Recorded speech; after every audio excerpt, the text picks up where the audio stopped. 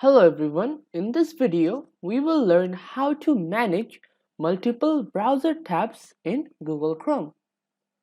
So a browser tab, it allows you to have multiple web pages at the same time so that now you don't have to open your browser every time you need to search for something different.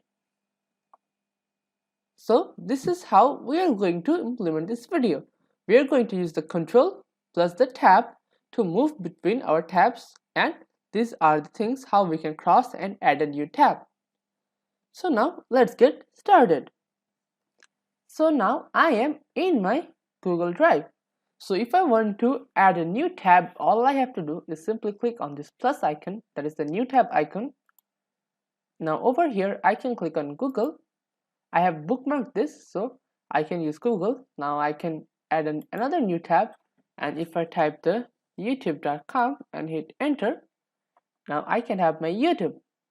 So now if I want to go back to the Google, what I can do is I can click on Google to go back to Google. Let's search here for a computer. Just search for computer. So now let's say I want to see a video on computer, so I have to go back here. So I can use the keyboard shortcut, that is the control plus tab.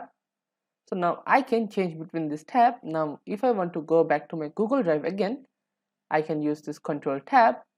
I can go to Google again, I can go to YouTube again, and I can also manually click on them to switch between them.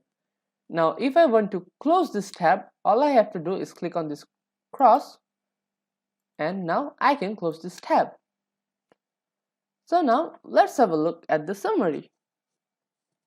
So in this video, we have learned how to manage multiple browser tabs in Google Chrome. Thank you for watching.